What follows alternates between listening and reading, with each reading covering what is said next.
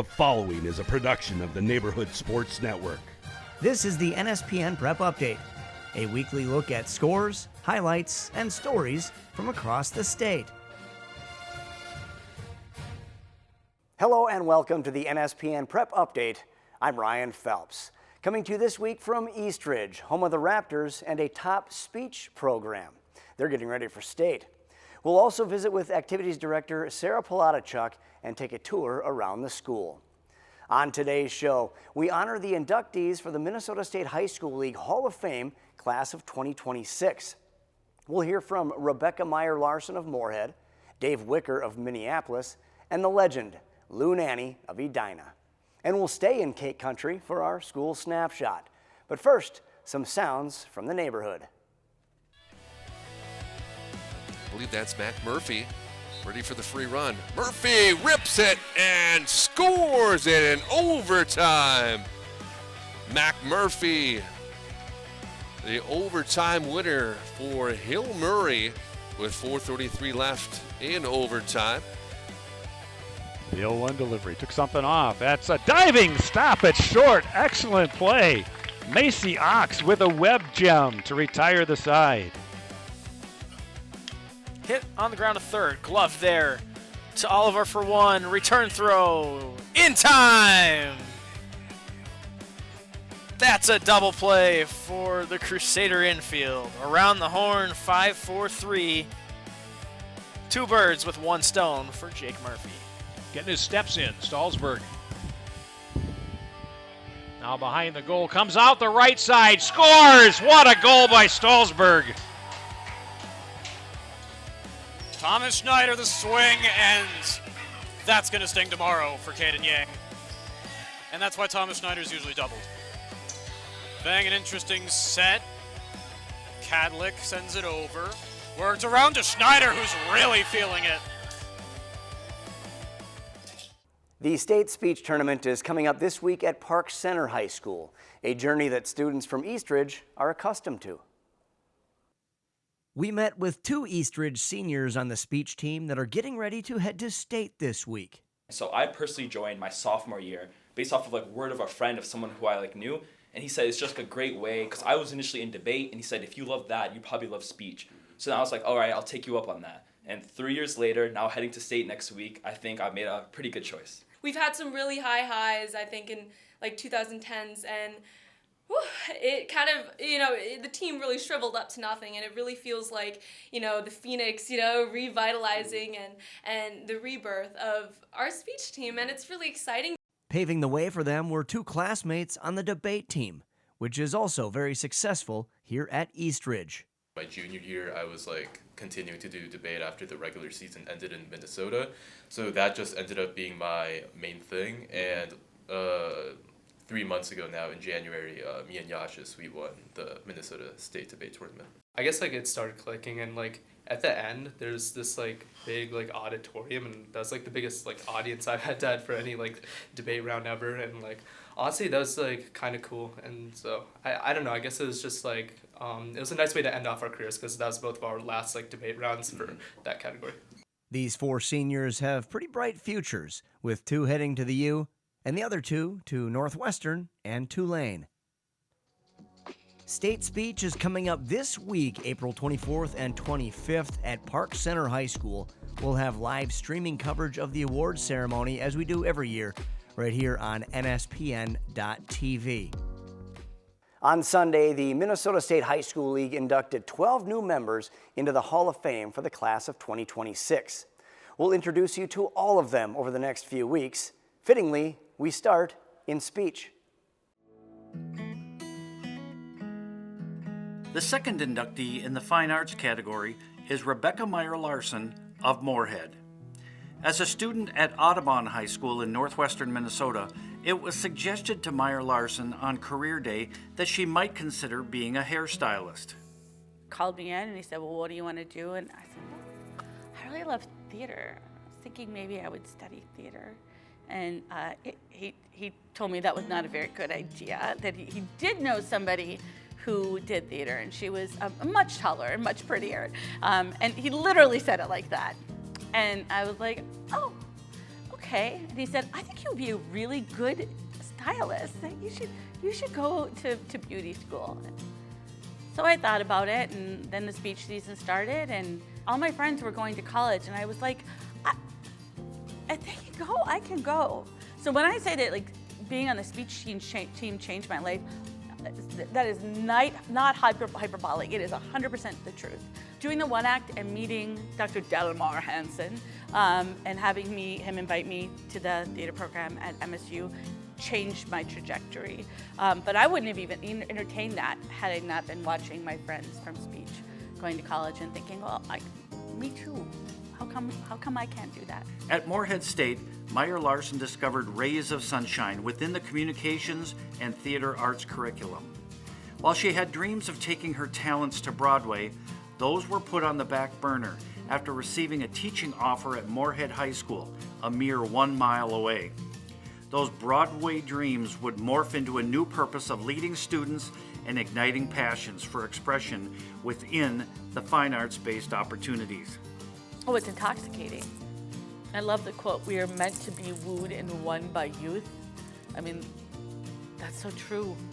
It's so true. And they're braver than I ever was. And they are, well, they're fierce. They leave here fierce, and they give me so much hope. You know, I'm looking into the face of retirement, and I just know that we're in good hands. I have this like gentle reassurance that I've met kids, not just from our program. Heck no, like I watch kids from across the nation through any given speech season, and I know that their words matter, and I know that they know that their words can change the world. I compete in a world where our future lawyers and politicians and ministers and teachers and parents, and I know that they understand the value of their voice. I know they understand the value of words and perfect words, perfectly spoken, and there's a lot of reassurance in that. There's more to come on the Prep Update. We'll feature 2 more Hall of Famers for the class of 2026, one from North Minneapolis and another from north of the border. But first, it's trivia time. How many students in Minnesota transfer schools every year? The answer, plus we meet some of Minnesota's best in baseball when we return. New journey. Division 3 straight to Division 1. New energy. Same standard. The Tommies have climbed to the peak of the summit. And your Pioneer Football League champions wear purple and gray. No limits. Welcome to St. Thomas Athletics. Built live. Built on passion. Built by the team behind the game. Out to the corner for 3. The Irish are rolling. They take their first lead of the game. NSPN, the Neighborhood Sports Network. Be a part of our crew as a broadcaster or camera operator. Email jobs@nspn.tv to inquire about employment opportunities. Your trivia question was, how many students in Minnesota transfer schools every year? The answer is about 2,000, and that number has remained pretty consistent over the past decade. Welcome back to the NSPN Prep Update, coming to you this week from Eastridge High School. Transfers, a perpetual hot topic in the world of high school sports. Our partners at Strib Varsity have an exclusive series coming up to discuss a lot of what we don't know about the subject. For example, students cannot transfer freely from a private school to a public school and automatically retain varsity eligibility. A student must sit out a varsity competition for 12 months if they transfer schools and do not have a reason to justify retaining eligibility. The athletic directors involved carry the most responsibility in case of an athlete transferring. Much of the responsibility falls on the AD whose school is receiving the transfer student.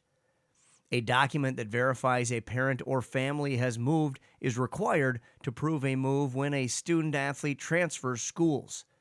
A student's well-being is prioritized in transfer situations, so they can remain eligible in sports if they reported instances of bullying or harassment at their former high school. And in case you're wondering, yes, there is a Minnesota high school transfer portal, and you'll read about it soon in Strib Varsity's exclusive coverage.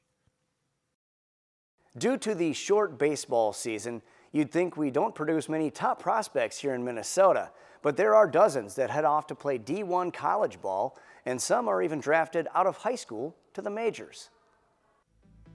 This year's top prospects include Ryan Helming of Cannon Falls, a senior committed to the Gophers, who dominated his first 4 games, batting 7 for 12 with a triple and 2 home runs. His on-base percentage was .706 to start the year. Then there's R.J. Madison of Mounds View, who went 4 for 5 with 2 stolen bases against Division I prospect Andrew Getty of Stillwater in that monster walk-off win we featured last week right here on NSPN. Madison also plays football and has yet to pick his college. Noah Osama of Cherry. You probably recognize that last name as his brother plays basketball for the Gophers, where Noah will attend and play baseball next year. He's a lean, athletic middle infielder with great balance. He helped Cherry to their 5th straight basketball tournament appearance last month. He bats over .500 and has pure speed on base. Hudson Ohm from Zumbrota Mazeppa will join Osama and Helming on the Gophers roster next year. He's a 6'2" righty with one of the state's top arms. His fastball has been clocked at almost 94 miles per hour and has a late-breaking curveball that serves as a true out pitch. Jacob Michael of Rosemount is a junior and committed to Oregon. He's a left-handed hitting infielder with 100-plus mile-per-hour exit velocity. This kid can swing. He's a top middle infielder, but can also hop on the mound to help his Irish squad. And finally, Lincoln Page from Edina, just a sophomore and uncommitted. He played varsity ball last year as just a freshman and was impactful. Strong, athletic, and can play multiple positions. He ran a 6.64 in the 60-yard dash and can play infield, outfield, and pitch. Some baseball highlights: Mounds View versus Cretin-Durham Hall. In the home half of the third, Liam Berlin at the plate with 2 on, make it 2 in. R.J. Madison scores. So does Jackson Genia. Mustangs up 3-0. Raiders trying to catch up late. Mason Lewandowski at the plate. Down 2 in the 7th. Runner on first. It's up the middle. Perfect for the 6-4-3 double play. Mounds View stays perfect on the year. 5-3 over Cretin-Durham Hall. St. Thomas Academy at Hill Murray. Cadets up in the 3rd. Tristan Will at the plate. He laces it to the corner and left. It's a 1-run double, and the Pioneers are in business. This one goes extras to the 8th. Hill Murray looking for the walk-off, and they get it. A huge blast to the gap in right center by Jackson Israel scores Noah Gabriel for the win. It's Pioneers 5-4. Baseball was near and dear to Dave Wicker, another member of the High School League Hall of Fame class of 26. He helped teach the game in North Minneapolis in his decades-long career as a coach and athletic administrator. Our second inductee in the administrators category is Dave Wicker of Minneapolis. While he is a native of New Orleans, Wicker quickly embraced life in Minnesota after his father was transferred to the Twin Cities when he was in his youth. That would evolve into a passion for the city of Minneapolis, where he served for more than 4 decades as an educator, coach, administrator, and self-proclaimed ambassador for the Minneapolis City Conference. I was proud to be a member of Minneapolis, but more proud when you think of all these past names. You know, I've been to a number of ceremonies where Larry McKenzie has went in, or Joe Mauer. And it's just, you just kind of shake your head and you say, wow. The job of teaching, coaching, I like to tell people, it's a lifestyle. It's not a job. The crazy thing is my children, I have 2 boys, they were raised at Henry. I met my wife at Henry. She coached dance line at Henry. And it would just be, okay, Wicker family night out. So it was not a job, you know, it wasn't, oh, honey, I got to go to work. It was an honor to go. After graduating from Bemidji State in 1983, Wickard was mindful of the legendary coaches that guided him when he was a student at Burnsville High School. They were Hall of Famers Dick Hansen in football, Neil Jepson in baseball, and Tom Osiki in hockey. Through teaching and mentorship, they taught Wicker that the game is more than a win. It's about leading and guiding young people. When I got into it, I thought we could win at Henry. And I don't mean win half the games. And my first year, we won the city. And then we played at Cretan in the Twin City game. And Cretan took it to us. And Dennis Denning and I got to be good friends. And I remember telling my wife, I said, you know,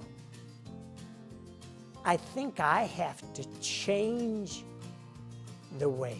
It's not gonna be winning that I had at Burnsville. It's not gonna be that. So what we tried to do is teach kids life lessons and build character. Dave Wicker passed away on March 5th, 2026, following a 14-year battle with pancreatic cancer.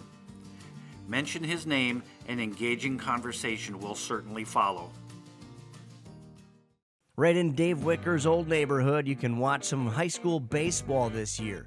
The Minnesota Twins are again opening up Target Field to high school baseball with a slate of 7 games that take place at the Twins home field following an afternoon Twins home game.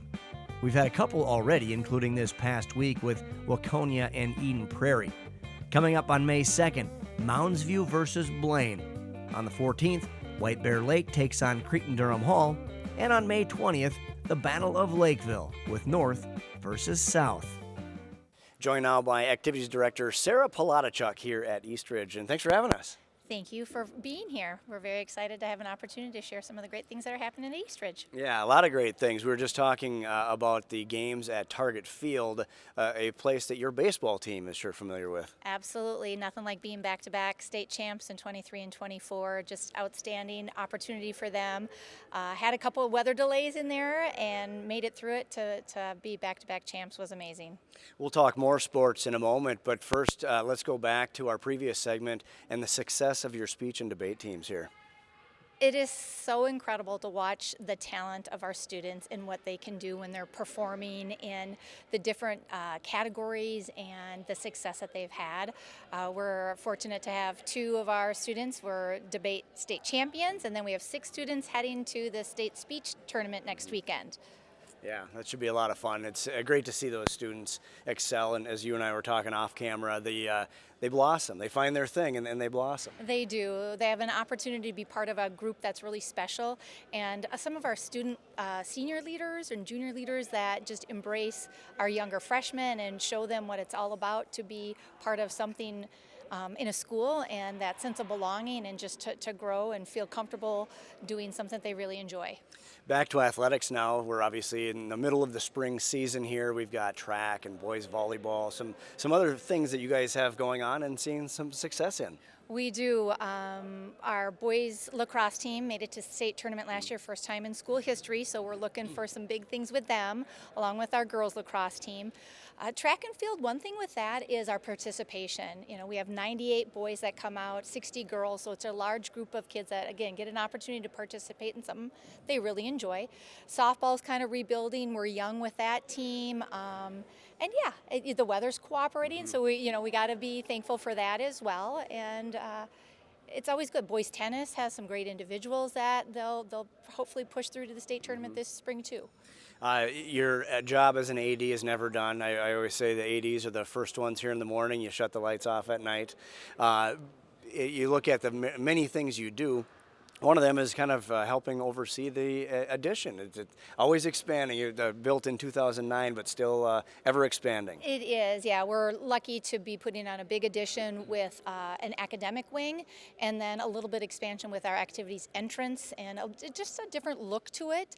But we're a growing community, and we need it. So with the addition coming in the activities entrance, we've had to change entrance, and we have a huge scaffolding out there, and you make it work, and you're just glad that we're growing and we have the space now to hopefully do more.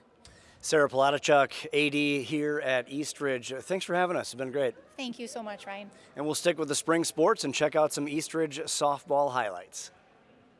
Stillwater at Eastridge, picking up scoreless bottom one. Bases loaded for Etta Sprout, and she finds a spot. 2 runs score, and the Raptors take the early lead.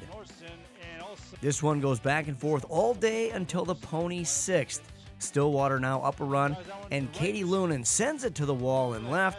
Ponies would score 5 in the 6th to win 12-5. Chanhassen at Benilde St. Margaret's. Chan up early, 2-0 in the 4th with runners on. Victoria Minor drives it off the base of the fence. Runners advance. Josie Coonan scores. It's now 4-0 Storm. The Red Knights battle back, down 3 in the 7th. Tying run at the plate. Mae Brennig pops it up. Coonan grabs on, and Chanhassen grabs the 7-4 win. There's still one more segment to go on the Prep Update. We'll visit with the most notable member of this Hall of Fame class of 2026, Lou Nanne. And our school snapshot takes us just down the road from Louie's Restaurant. There's a new destination for all things Minnesota high school sports. It's called Strib Varsity. It's from the Minnesota Star Tribune, so you know it's trusted. With a deep bench to cover all of Minnesota. We've rebuilt and relaunched our MM Prep hubs and added more sports. Stories, streams, stats, scores, schedules. We have it all at Strib Varsity. Subscribe today at startribune.com/stribvarsity. Welcome back to the NSPN Prep Update, coming to you this week from Eastridge, home of the Raptors. One of the most popular sports in Minnesota is track and field, with over 30,000 athletes competing annually. With numbers like that, you'll get some pretty special athletes. A couple to watch out for are Mary Amundsen from Rochester Century, who finished second at state last year in shot put and used this year's GRIAC invite back on March 28th to break her own school record with a throw of 42 feet 3 1/4 inches. And how about Julius Schneider of Maple River?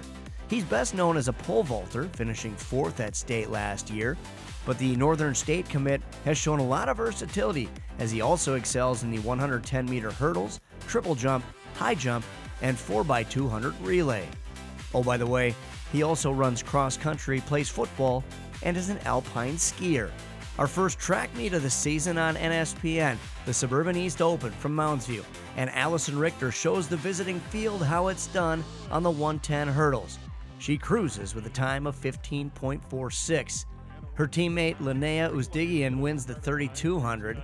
Eastridge sophomore Addison Green takes it in the 100 in 12.83, while Stillwater's Mackenzie Dickhausen takes the pole vault at 10.6.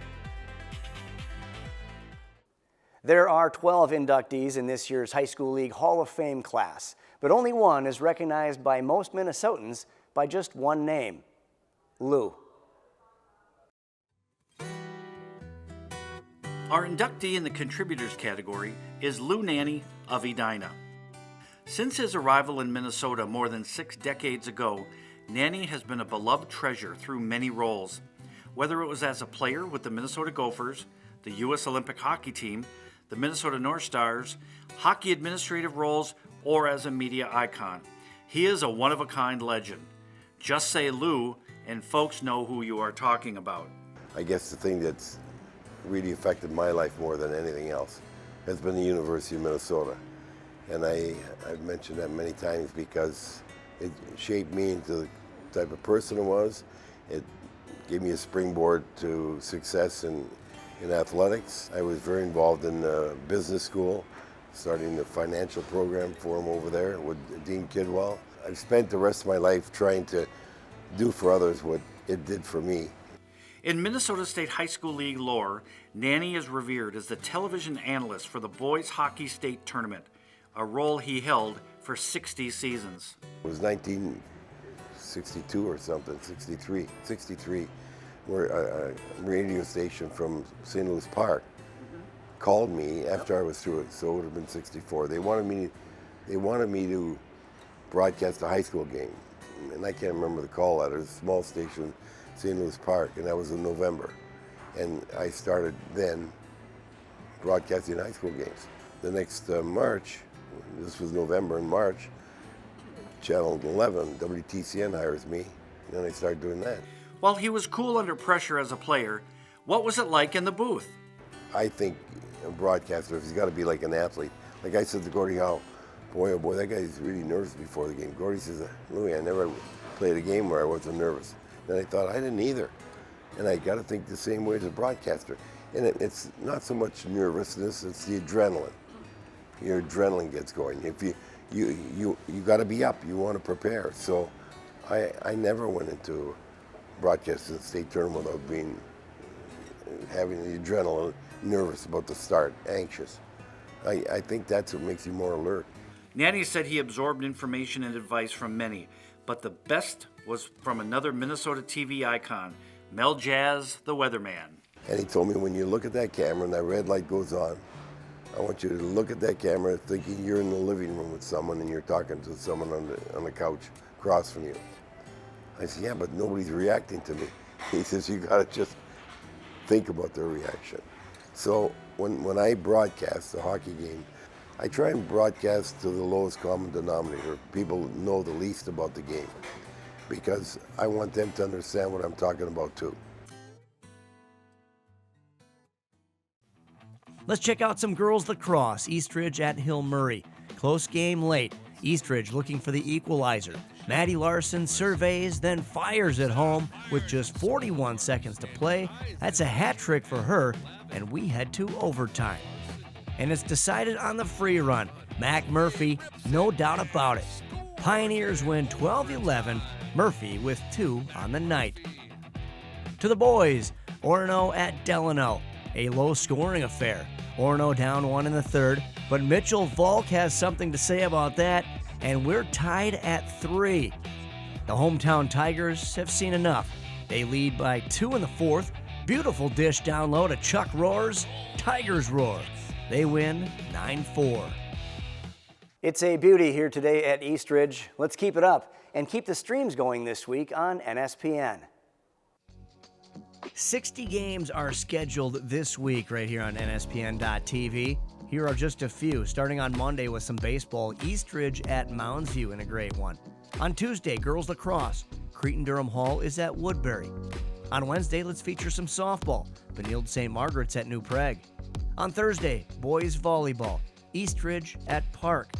And on Friday, some boys lacrosse. Great matchup here. St. Thomas Academy at Hill Murray. We just heard from Lou Nanne a few minutes ago, legendary broadcaster, former hockey coach and GM, and now restaurateur, just down the road from this week's School Snapshot.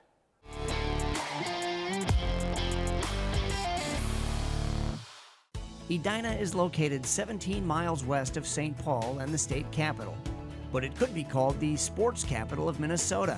The Hornets have nearly twice as many state championships as their nearest competitor. Coming into this year, they had 162 team titles, plus a combined 23 more at Edina East and West during the 70s. And that's just since the school started in 1949. Unlike most suburbs, the city has a balance of old and young residents and is able to continue to cycle good numbers. Although known for athletics, they have the academic backing to match. As a large suburban school serving 2,600 students, Edina High School offers a mix of everything. They turn out what they call globally competent individuals that possess a diverse and informed world perspective. They embrace individual and cultural diversity, and some even effectively communicate in 2 or more world languages. They offer 140 courses emphasizing preparation for college, in addition to 26 advanced placement and 9 honors courses. 85% of their students participate in extracurricular activities. They have debate, music, publications, student government, theater, and clubs ranging from art to foreign language to math. In athletics, the girls' tennis team holds court at this school. They've built one of the strongest dynasties in high school sports, winning a remarkable 37 championships in a sport that goes back just 50 years. The girls' swimming and diving team has also had their share of success, with 19 titles to their credit. But the Hornets hockey team has been a staple. Their boys have won a record 12 state championships, and the girls are now up to 5. And they both won it all in 2024. Yes, it's truly a town on top in the high school sports world. Apparently you can have your cake and eat it too. That's it for this episode of the NSPN Prep Update. Special thanks to Sara Palodichuk and the rest of the staff here at Eastridge, and best of luck to the speech team competing at state this week. It's a quick trip for our next show as we'll travel across town to Woodbury High School. For Hannah, JB, Jake, Andrea, and the rest of the NSPN crew, I'm Ryan Phelps saying so long from the Neighborhood Sports Network.